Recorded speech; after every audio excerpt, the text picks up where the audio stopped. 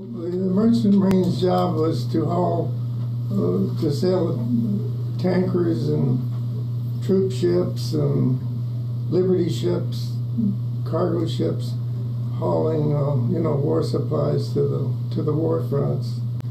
And during the time of World War II, we were actually civilians. Oh, okay. And we didn't become veterans until 1986, I believe it was, by act of Congress. So at the time, during World War II, we were actually civilians. September 1943, that's when I entered boot camp and started my boot training there in San Diego Naval Station. How was boot camp? How was boot camp? Well, it was different, but it was very interesting because when I was in boot camp, our ex-scoutmaster and an ex-school teacher from our area and myself and two other graduates from high school, we were all together. So So I never got away from my mother or dad. Because there was always somebody there. So you always have someone keeping tabs on you, huh?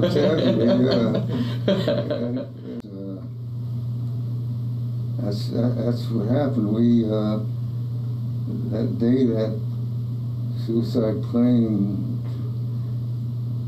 took out, we were out, we were the scouts. We were about 20 miles from the fleet. We were the scout ship. And here come that bogey, we called him, right at us. And we shot him down just before he got to us. Where were you guys at when that happened? We were off of Leyte Gulf. Where's that at? In the Philippines. Okay. Leyte Gulf was where MacArthur come back and made his return, and it was quite a lot of publicity about MacArthur returning. He said he was going to return, and we were a part of that organization that helped deliver MacArthur there in the Leyte Gulf. So was it just one pilot in the plane then? And it was, okay. One pilot. That guy, I can remember he had on a rangefinder. It's pretty strong. I could pick him up in the cockpit, and he had his determination, and he had beautiful white teeth. I could see this Japanese fellow had beautiful white teeth. That's the one thing I remember, but I didn't have much time to remember anything else, or he would have got us. But which I think I've got a record that we shot about 45 rounds from gun 1, about 50 rounds from gun 2, over 100 rounds of 5-inch shell, and we happened to get him before he hit us. Because when we hit him, and they sounded the director, our director, said, call the firing off. And when they call the firing off, well, before everything turned yellow or orange, and we hit him with a 5-inch, one of the 5-inch shells. It's a plane, and we were all together, all the debris. And that's when we pulled the pilot out, the Japanese pilot. So he was gone by the time you pulled him out. Yeah. But we went through the protocol of what we were supposed to do. The Geneva Convention. Yes. I never heard of it until then, but they followed the book. You did, yeah. What were your thoughts and feelings when you did the burial at sea? What was it like in the moment when you sent him off? You'll never know. It was all done. It looked like we did the right thing, and we felt real good about it. If we hadn't did the right thing, we'd have been in his position. Yeah. They'd have been sending us flowers. Was it kind of like a reality check for you, maybe? Just all the training that the rangefinder operator had, and everything was right to the T. We got the job done. You know. That's what happened. That's what happened that day. But there was a lot of other experiences you can relate to about the Philippines, you know, sure. Philippine Islands, and later on, when that was over, I come back to the States, went to school for 6 months, and they sent me back over to the Philippines because they call us the Occupational Army. You know, we helped bring the people around in that area, yeah, in the Leyte Gulf especially. We finally got, I forget how many days it took, but we got to a staging area called WWII, and that was the staging area for the invasion of Okinawa. Oh, okay. And at the same time, the Battle of Iwo Jima was going on, which, you know, we'd heard about it on, you know, we got news bulletins about it. Yeah. But at the staging area,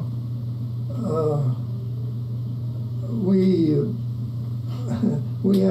had an incident that Alfred probably you were there. He was there? It happened that Alfred's ship was at WWII at the same time. But anyway, when we went in, the skipper got screwed up, and there was anchorages for different ships. In other words, the tankers, they put them way the heck away because, you know, if they got hit, you know, they didn't want to damage other ships. Well, our skipper got screwed up and went into Battleship Row, and he dropped the hook right near the Tennessee. Oh my goodness. The Battleship Tennessee. And my God, all hell broke loose on the Tennessee. Man, they went to battle stations, and I actually heard the skipper of the Tennessee told our skipper to get the goddamn rust bucket out of here, or we're going to blow you out of the water. So we got the heck out of there. Yeah.